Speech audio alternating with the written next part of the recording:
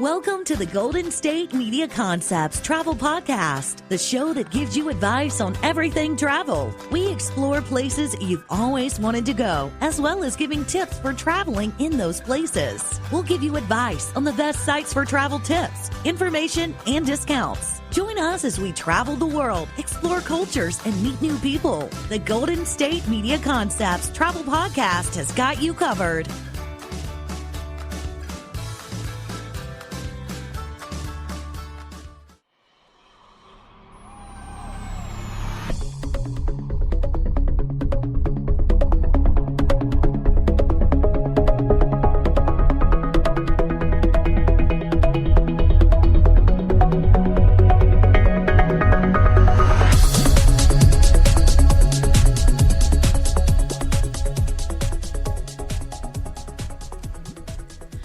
Welcome to the GSMC Travel Podcast, brought to you by GSMC Podcast Network. I'm your host, Staci. And I'm your co-host, Sarah.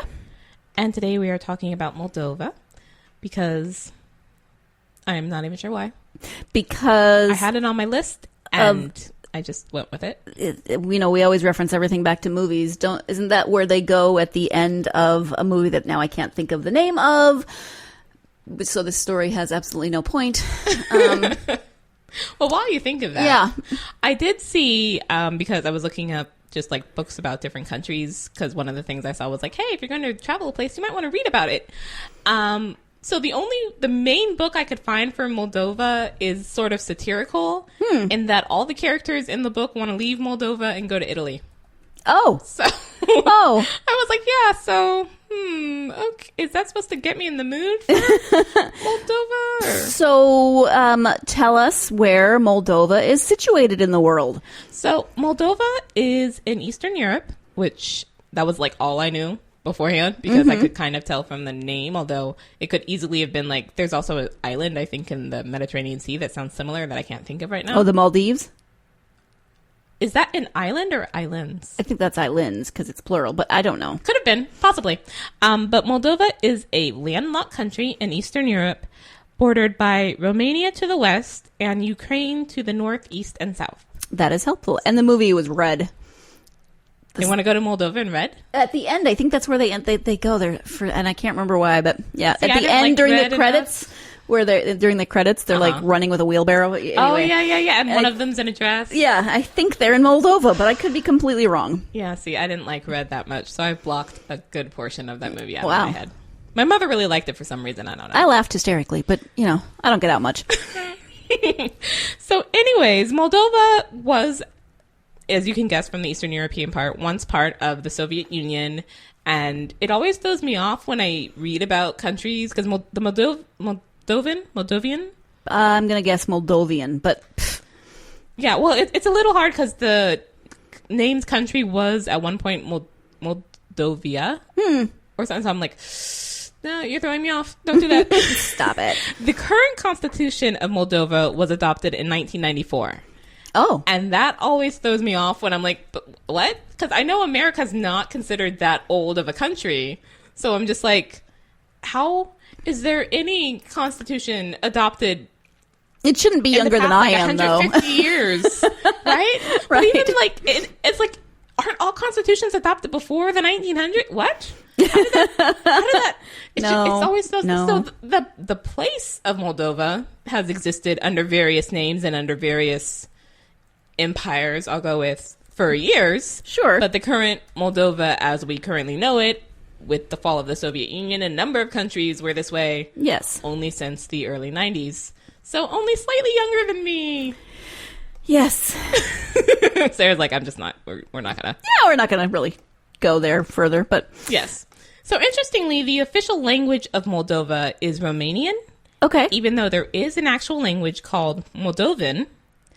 And there was a bit of a contention for a while because the 1991 Declaration of Independence named the official language as Romanian, but then the Constitution in 1994 named it as Moldovan. Oh. And so it was like, okay, but we're not, we're conflicting there. It was eventually ruled that the Declaration of Independence sort of outweighed the Constitution. I think possibly because it came first. And so the official language is Romanian. Interesting. Yes. Because, I mean, we're American and we speak English, so. There's no such language as American. I mean, there is, but there isn't. Let's just move on. So, interestingly, although this kind of goes along with the book where everyone wanted to go to Italy, Moldova is the least visited country in Europe by tourists. I was going to ask, not in like a snarky way, but why would you want to visit Moldova? Not like, oh, why would you want to go there? But what's interesting and what I know we're going to get to a location at some point, but that's why I'd want to go. Almost solely for that, because it's actually not that large of a country. Although, again, I'm from California, so my basis for large also is probably a bit off. Skewed, yeah. Because I'm just like, California's normal. It's just a state. If this is just a state, a country should be, etc. And that's not the case for a number of places. But yeah, so we will get to why I personally would want to go to Moldova. Okay, so maybe a better question is why don't more people go if it's the least amount of tourists? I mean, yes. So it has a number of problems, which I mean, most, if not all countries do, but it has a number of more prevalent problems, I guess, than its neighbors. Okay. Its economy is the poorest in Europe by per capita. I'm sorry, Moldova. I know. I feel very sorry for you. It also has the lowest human development index in the continent. Wow. Where it's the only country in Europe ranked as medium. I don't fully understand the human development index, right? But when you're the lowest of your whole continent. Yeah, when you're the lowest pretty much of anything or the last, right. It's usually a negative. Usually. It also has a somewhat sizable problem with human trafficking of Moldovan women and children, to the point that when I was looking for books based in Moldova, like half of them were about that. They were like memoirs of being, trafficked. Or That's something. awful. I was like, this is not, so I'm not going to read a book if ever I go to this country because it would most definitely not put me in the mood. No. But just, wow. But, I mean, still, those are things that you need to know of any place that you're going to. Yes, and we've done that on previous episodes where it's like, hey, this is great, but also be aware of this. Yeah. Although I do both love and hate the recommendation for pretty much every country of if you are a woman, do not walk by. I was like, really? To the point that you feel the need to say that. But also B, why is that the case in like every country? Is there not one country where I as a woman can feel safe walking alone at night? Not unless you are like, I don't know. I'm trying to think of, I don't even know. Even MMA fighters, I'm not completely convinced they should be walking alone, although they could probably kick your butt. Well, now I'm thinking completely not on Moldova, but because I am probably unsuitably interested in Korea, that in ancient Korea, there was actually a time where after a certain time, women walked in the streets together, and that was the only time they were allowed out of their like house compound, and men were not allowed in the street during that time. Oh, well, that's one way to take... Right? This is the way to make women safe. Totally different topic. We won't go there. But yeah. So Moldova does have its problems, although because it is the least visited, that kind of is a draw for me, because it's not going to be like I went to wherever. Oh, yeah, I've been there 6 times. Right. You're not going to really have that comparison with people you talk to of, I went there and I did it better than you did. Right. It's only 11,000 annually. You're still going to meet that one person. So just your luck, Stacy. You're going to somehow meet that one person that's been there and been like, well, I did this. What did you on do? My flight home, be like, oh, what were you in Europe for? Oh, I went to Moldova. Oh, I've been there 20 times. Yeah, I lived there for a year. Is there a way I can change seats? I'm not going to sit, however, and it would be a long flight from Europe back to California. I'm not going to sit however many hours next to that person who feels the need to show me up about the least visited country in Europe. But yeah, I like things that are not like everybody, because then it just doesn't seem as special. Although I feel bad because now I'm thinking of the movie podcast where I talked about American animals, and the whole reason that whole thing happened was to not feel like everybody, and that was bad. So I want to fight that feeling somehow by talking about imaginary trips to Moldova. Evidently, that is... I'm not the best with, self-will control, obviously. My plans for how to, combat things clearly do not turn out well. This is why I'm not in the military. this specific reason is why I'm not in the military. We tend to go off topic. We have this has taken a turn I never ever expected. It really has. Why Stacy's not in the military? Yeah. I mean, my life story. No, we won't go there. We are, however, going to take a break and try and get back on topic if that's even possible for us. So hopefully you guys will stay tuned. Always on the go, but the day just won't be one without your Hollywood fix. Let Golden State Media Concepts Entertainment Podcast take care of that. Jordan and Keith is Entertainment Tonight meets Access Hollywood. I'm Jordan. The guy laughing, that's Keith. Yeah, I'm Keith. An all-inclusive look of pop culture.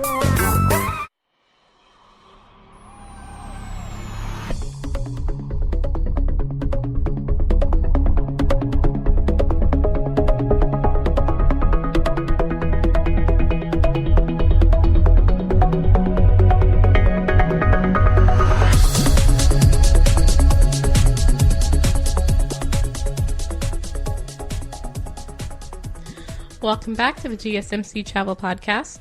So, Sarah, I don't believe you were with me on the China episode. Is that correct? That is correct. Okay, so in China, I wanted to go to the Longmen Grottos, Okay. which are these... I think anything carved out of a wall just automatically makes me think of Indiana Jones. But it's this large set, because it's like thousands of them, of different Buddhist statues carved out of a stone wall. Oh, okay. And of like varying sizes. Like the smallest one is an inch and the largest one is, I think, like 57 feet tall or something. Oh, wow. So, and there's a lot of them, and they're on both sides of a river. But I was like, oh, that's really cool. And on the one hand, I kind of want to spend like a week going through and finding all those. But on the other hand, I'd be afraid of like a cave-in. So to continue that theme, I want to go to cave monasteries in Moldova because... Cave monasteries? Yep. I'm just making sure I heard you right. Okay. Yep, cave monasteries. Okay, so these are monasteries that are in caves, or am I just being too literal? Nope. Literally monasteries in caves. Still working or operating? I believe at least one of them is. Interesting. And it wasn't for a while, and then they like rediscovered it, and the monks moved back in. And I'm just now thinking of the song "We're the Monks" from Gallivant, so I just need to move on. What kind of monks? The quiet one and the cute one. Sorry. Oh, did you mean it in Moldova? Yeah. I apologize. You should. I don't know exactly what type of monks. I do know they're somewhat Orthodox in Moldova. Makes sense. But there are at least 3 of them, and they're all dating from centuries ago. So long time. And I always wonder about like, why did you carve it into a cave? Whose thought was, let me build rooms in dark places out of stone? It was available at the time? I don't know. But I mean, it wasn't there. It was a rock. You had to carve the hole there. It was a spiritual discipline? It could be that. I don't know. Maybe. Possibly. I don't know. So anyways, there are several of them. The Tipova Cave Monastery is located on the shore of the Nistru River.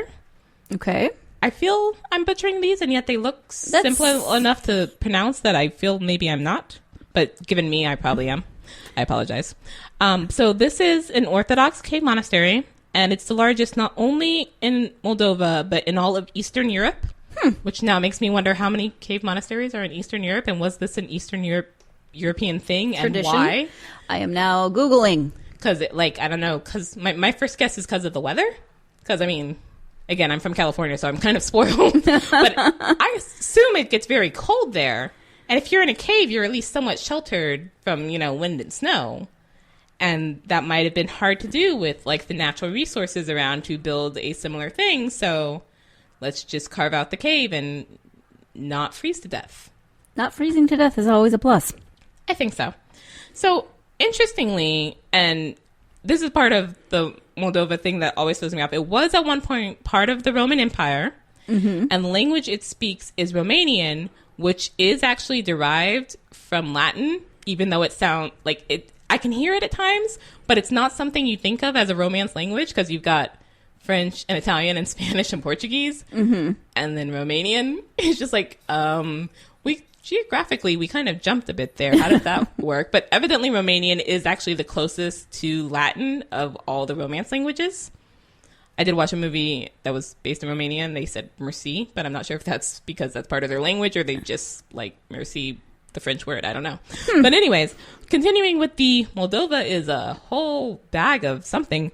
There is a legend about the Tipova Cave Monastery that the mythical poet Orpheus died there, and his relics are buried somewhere in the caves. Oh. To which I'm just like, okay, but Orpheus was Greek, right? Like, but you're kind of over. How did he get there, and why was he there? He walked a really long way. Why did he walk to what was, I'm sure, not at that time called Moldova, but why would you walk to Moldova from? I mean, I forget the whole story of Orpheus was the guy who went to get his wife and then looked back when he shouldn't. Right. Well, so then he was sad. And just continued to wander around the earth. Yeah, kind of like Forrest Gump. Okay,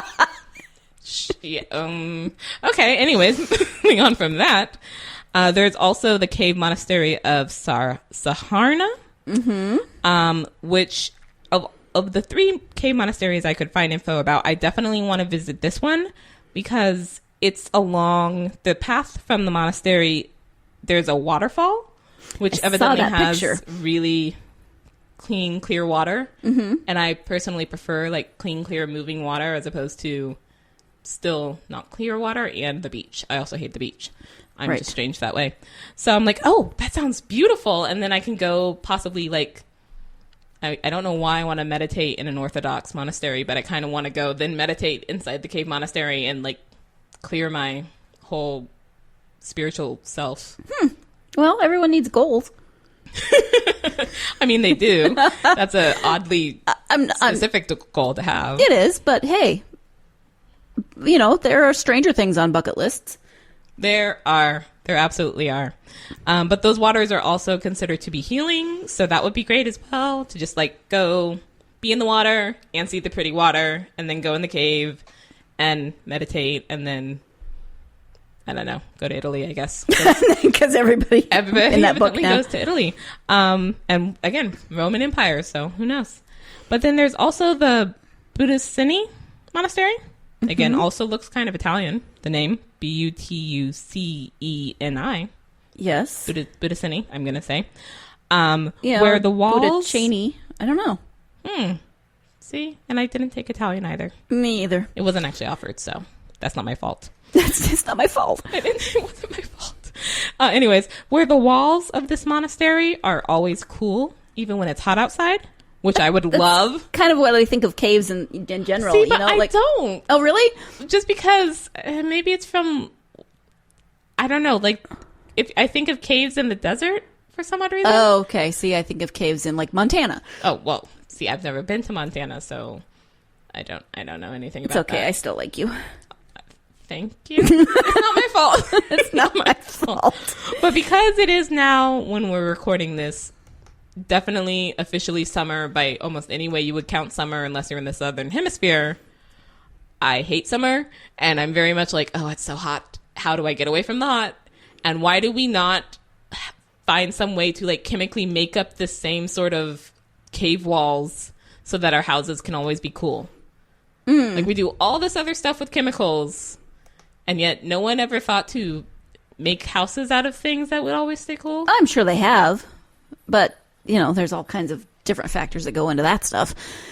And this isn't that podcast. I don't even know what that podcast is, but like, you know. What would that podcast be? Bill Nye the Science Guy's podcast? Like, I'm sure he actually probably has a podcast. I don't know. But probably. Now I'm thinking about the reason again for putting the monasteries in the caves, because I thought it was for coldness. But if it's this monastery with the walls, how did you discover... Was that the reason why this cave monastery was made, is because, hey, these walls always stay cool even in the summer, so let's continue that and expand it? Or was that just sort of a side, not a side effect, but a side, perk or whatever of like, hey, let's build a cave monastery. Oh, and also it's always cool in the summer. Isn't that great? Isn't that awesome? Because I'm assuming monks are in robes, though I don't actually know. I suppose it depends. That's the way I generally picture them, but I also saw something that I didn't read, that there was just a snippet on, that they were also used as defense. So I can buy find that interesting as well. Monks, defense, caves. Well, and I saw for one of them, and now I can't remember which one it was, where the monks were actually forced to leave, and people, I guess, somehow forgot about the caves for a while, and only rediscovered them when they were trying to carve a path or a road or something through the rock, and then came upon like one of the rooms in the monastery and was like, hey, this is an awfully made room that doesn't seem like a natural formation, and also, is that a windowsill? What's going on there? That would be awesome. I mean, to discover something like that when you're just doing something completely different. I feel like, I don't know, I feel like I'd be freaked, because I think I would like automatically be like, it's ghosts. It's ghosts. Or there are ghosts here because there's this whole place to live here that I didn't know about.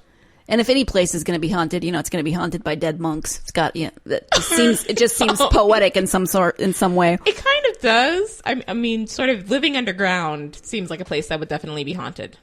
Just because you generally bury people underground. So people who lived underground, their souls would still remain there. I guess, maybe. I clearly would not be one of those people who would go around the earth looking for ghosts. This would never turn into the Ghost Hunters podcast. At least not while I'm hosting. It might later, who knows? But I would not be a part of that. Me either. So yeah. So I would definitely want to go to Moldova to see the cave monasteries, just because, again, people taking, and I mean, you have to imagine it probably took a long time. Yeah. I mean, carve even just one person's cell out of a rock.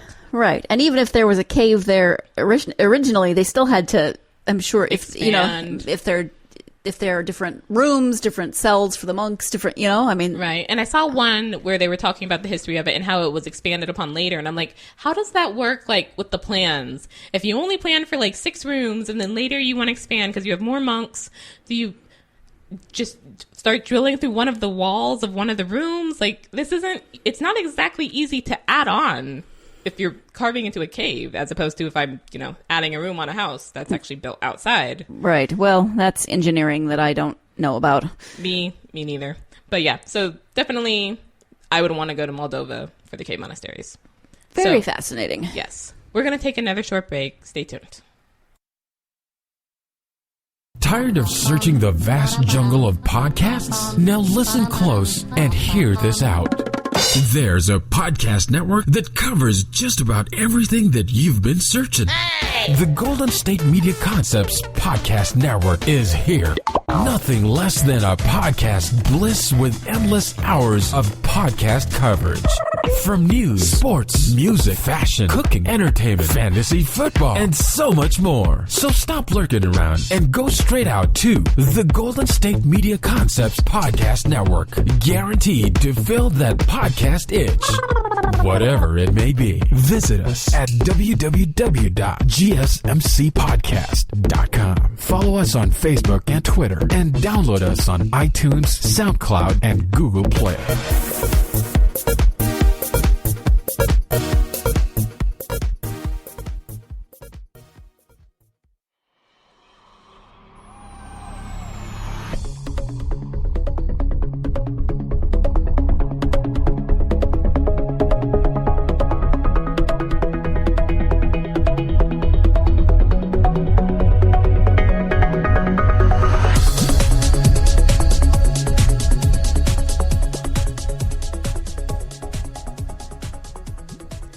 Welcome back to the GSMC Travel Podcast.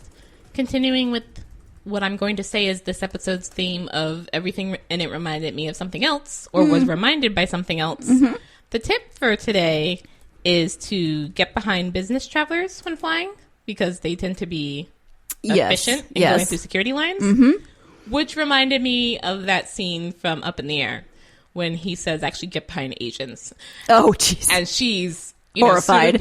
Horrified of, that's kind of racist. Is like, well, but because the culture of taking off the shoes, so they have easy to slip off shoes. So he was like, oh, great, Japanese businessman, that's the perfect thing. I was like, yes, but no, man. But no, business travelers make sense because they travel a lot. So I'm sure they have a system down, as opposed to, your neighbor across the street this is her first time flying and everything Right. scares her, and or whatever, or somebody that has 4 children, and God bless that person. Don't get me yeah. wrong, but they're going to take a little longer, and if you're not patient, then choose your path wisely. Oh yeah, his whole thing was never ever get behind parents with kids and strollers, because you have never seen a stroller get down small enough to go through the security scanning thing in any short amount of time. Yeah. To which I'm like, maybe not.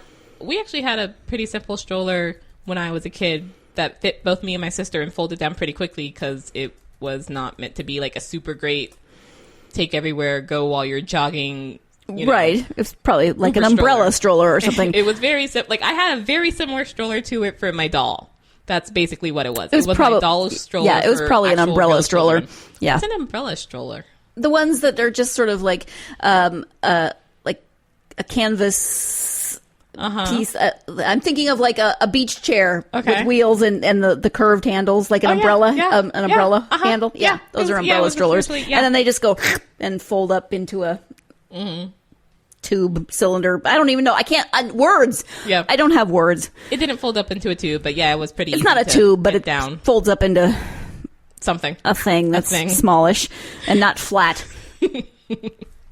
And the site for today is RomeToRio.com, and part of that was inspired by Moldova being part of the Roman Empire, and then the book about Moldova and Italy and speaking Romanian and that whole tie-in, because I got it. I like really random tie-ins that I have to explain. They're awesome. So anyways, RomeToRio.com is a door-to-door travel information and booking engine, Okay. and it tells you basically how to get anywhere by almost all means possible of travel, except for walking. I don't think it gives you like a walking thing, but if you're trying to walk from anywhere you would also fly. Or if you have to cross an ocean, you really can't walk. I don't actually want to see you try, but I'd No. like to see the person who can figure out a way to do that without dying. But anyway, so Rome to Rio searches cities, town landmarks, etc. to find, and it doesn't just list like the best way or the fastest way or the cheapest way. It lists like all of them, almost like if you were trying to do like directions on your phone. And before you select a specific route, it's like, hey, here, you could do it this way. Or you could do it this slightly different way that takes 4 more minutes.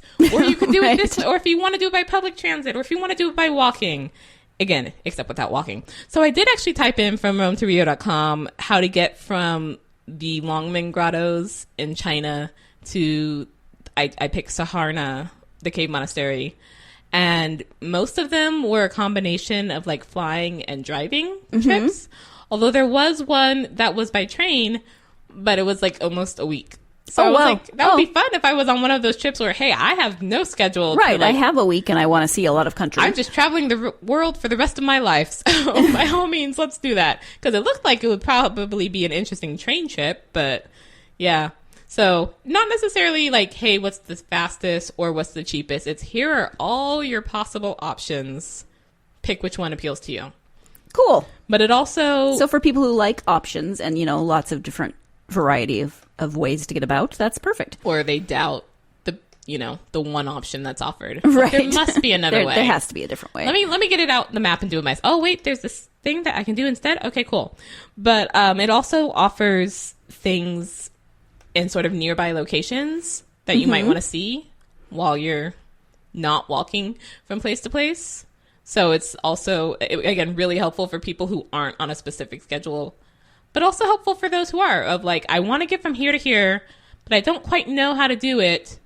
It's possible to fly and or drive, though again, if you're crossing an ocean, you're limited. But if you're not crossing an ocean, your options are greater. So it's like, what are all the possible ways so I can choose the fastest or cheapest or one that sees the most things, or one that goes to the specific place that I also want to hit along the way, that sort of thing. And it's looking through a large number of, I'll go with services.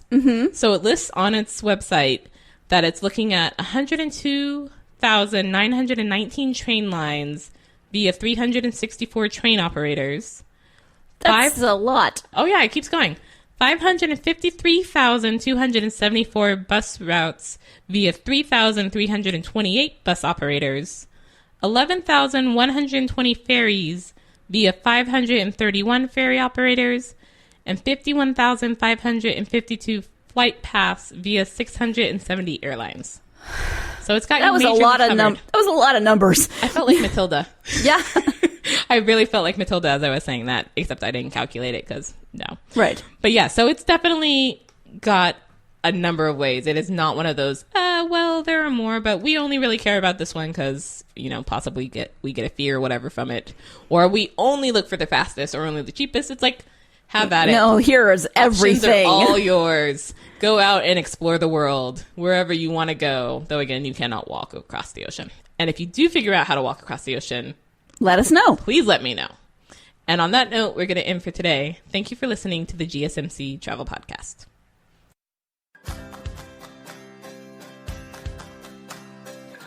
You've been listening to the Golden State Media Concepts Travel Podcast, part of the GSMC Podcast Network. You can find this show and others like it at www.gsmcpodcast.com. Download our podcast on iTunes, Stitcher, SoundCloud, Google Play, or anywhere you find podcasts. Just type in GSMC to find all of our shows from the GSMC Podcast Network. From travel to health and wellness to entertainment and life and happiness to sex and relationships. You can also follow us on Twitter and Facebook. Thank you, and we hope you have enjoyed today's episode of the Golden State Media Concepts Travel Podcast.